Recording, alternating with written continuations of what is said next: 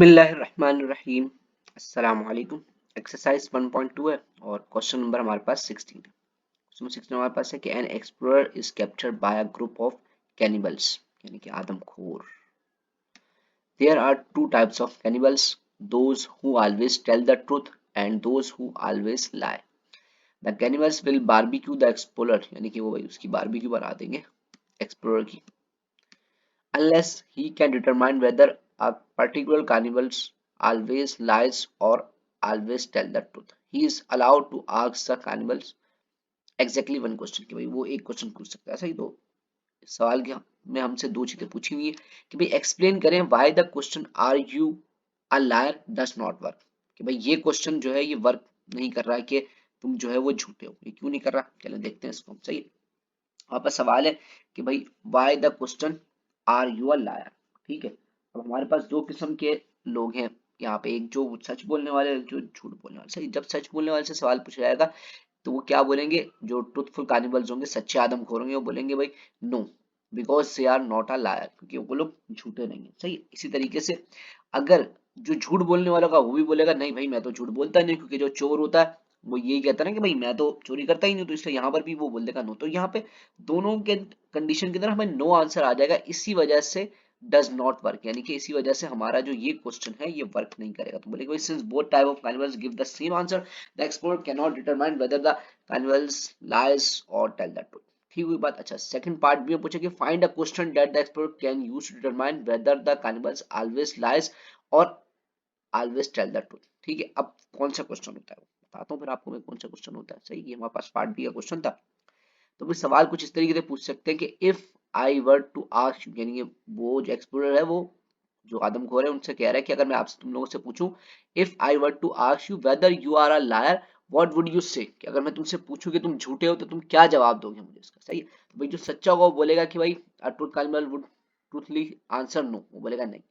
To the direct question are you a liar, are you a liar का वो direct जवाब दे देगा नहीं, क्योंकि since he is honest, but he will also truthfully report that he would say no। ठीक है, वो भाई दोनों बातों पे क्या बोलेगा, नो बोलेगा। ठीक है, अच्छा, दूसरा अगर जब लायर होगा वो बोलेगा नहीं, इसके ऊपर तो वो जवाब देगा नहीं, नो बोल देगा। हाउएवर ही ये झूठ बोलता है तो फिर वो क्या करेगा, वुड व्हाट वुड यू से, तो व्हाट वुड यू से का वो जवाब क्या दे देगा, यस दे देगा। क्यों, क्योंकि भाई वो झूठा इंसान है ना, इस वजह से वो व्हाट वुड यू से का आंसर क्या दे देगा, वो झूठ बोल देगा इसके ऊपर कि भाई मैं तो सच बोलता हूँ, तो वो यस बोल देगा इसके ऊपर। ठीक है, तो इससे ये पता चल जाएगा कि हमारे पास जो है, जो सच बोलने वाले हैं वो हमेशा इसका आंसर नो नो देगा, और जो झूठ बोलने वाला है वो लायर का तो नो दे देगा, लेकिन व्हाट वुड यू से, यानी कि तुम हमेशा क्या बोलते हो, तो वो क्या जवाब देगा कि मैं हमेशा सच बोलता हूँ। सही है, ये नहीं बोलेगा नो यस, वो डायरेक्ट यस बोल देगा डायरेक्ट। सही, इसके अंदर थोड़ी बहुत कंफ्यूजन होगी आप लोगों को, तो इसके जो सॉल्यूशंस हैं वो मैं आपके साथ शेयर कर दूंगा।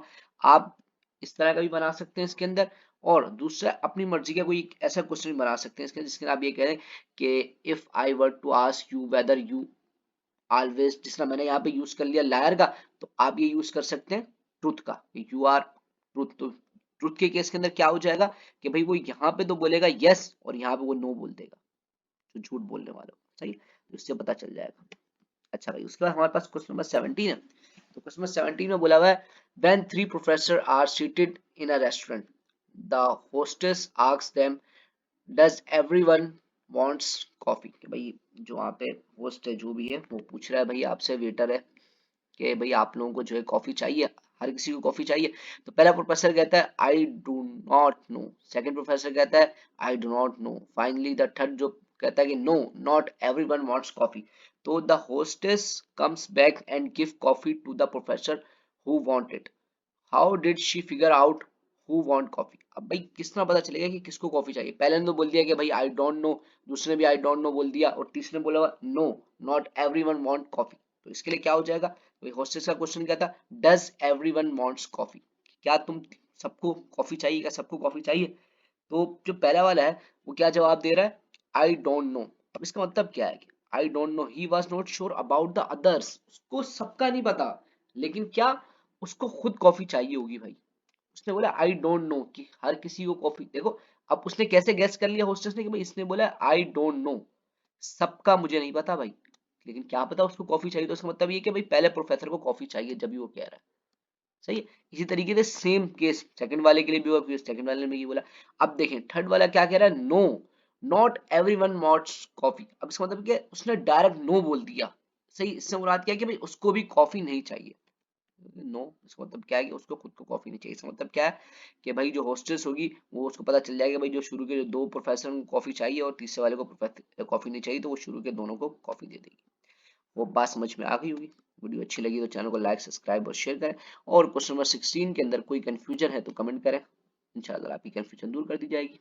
नेक्स्ट वीडियो के अंदर आगे क्वेश्चन सॉल्व करेंगे। जब तक के लिए अल्लाह हाफिज़।